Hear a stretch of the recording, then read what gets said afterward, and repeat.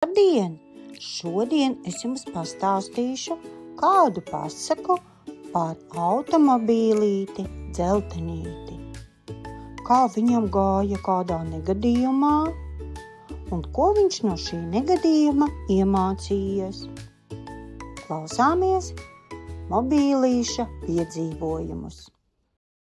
Vēlā pēcpusdienā klusā autostāvvietā ierūcās liels evakuators. Uz tā platformas sēdēja mazs mīlīgs dzeltens auto, kuru tā saimnieks mīļi sauca par Dzeltenīti. Evakuators piebrauca, nolaida platformu un ļoti uzmanīgi auto novietoja stāvvietas vidū. Dzeltenītis izskatījās apskādēts, viena balla bija saskrambāta un iebuktēta bukte. Dzeltenītis skumīgi nopūtās. Kā gan tas viss notika? Viņš nesen bija nonācis negadījumā. Pa ielu viņam priekšā pēkšņi bija izbraucis motorolleris.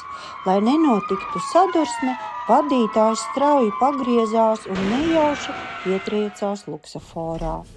Saimnieks tagad atradās slimnīcā, bet pats Dzeltenītis skumji atves uz šo tukšo stāvvietu. Evakuators aizbrauca, un Dzeltenītis palika viens. Autostāvvieta bija tukša un plaša.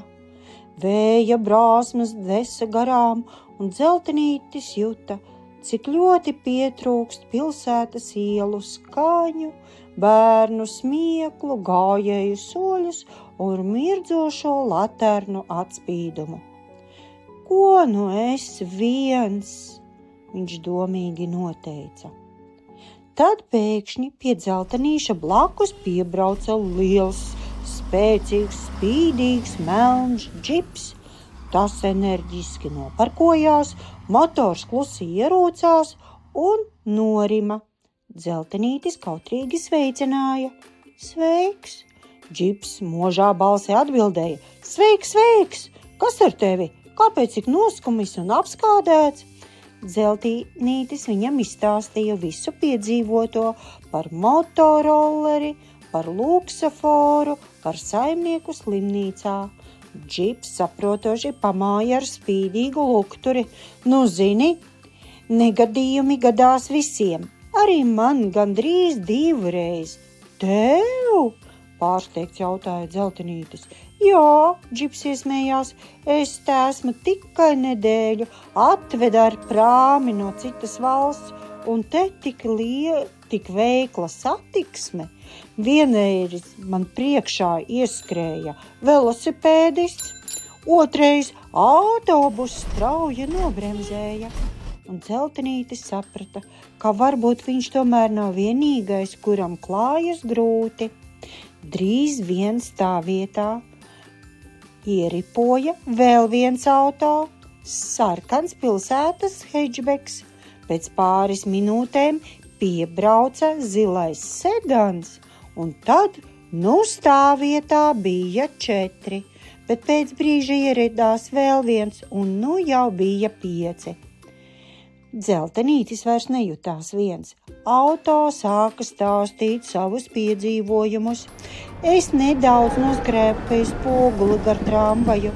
Man gandrīz sanāca sadursme ar motociklu. Es pats necietu, bet motociklis gan. Vienam gājējam gandrīz uzbrauca. Labi, ka biju uzmanīgs. Dzeltenītis ar katru stāstu kļuva arvien mierīgāks. Tātad negadījumā gadās ne tikai man, viņš nodomāja. Jā, noteica melnais džips, tāpēc jābūt ļoti modram. Luksafors ir svarīgs, bet ar to vien nepietiek. Jāskatās apkārt, jāklausās, jādomā. Visi piekrita. No rīta stāvvietā atskanēja pirmie motori. Auto devās savās dienas gaitās. Pirmais aizbrauca sedans, palika 4. Tad sarkanais hedžbeks palika 3. Tad melnais džips devās uz servisu, palika 2. Pēdējais aizbrauca sudrabainais universālis un palika 1 dzeltenītis. Dzeltenītis atkal palika 1, bet vairs nejūtās tik vientuļš kā iepriekš. Viņš zināja, visa viņa draugi arī piedzīvo pa grūtam brīdim. Pa dienu stāvvietā ieripoja tas pats evakuators, kas dzeltenīti bija atvedis. Vadītājs uzsmaidīja un teica: "Nu, draudziņ, laiks uz servisu. Tevi salabos un drīz atkal riposi pa pilsētu." Dzeltenītis priecīgi pamirkšķināja ar lukturiem. Kad evakuators atbrauca, lai to aizvestu, dzeltenītis skatījās uz savu stāvvietu un čukstēja: "Es būšu vēl uzmanīgāks nekā agrāk, ievērošu visus noteikumus. Skatīšos apkārt, domāšu par citiem. Ceļš jādala, tas ir visiem." Un tā dzeltenītis devās savā ceļā, kļūdams gudrāks, drošāks un stiprāks. Lūk tā.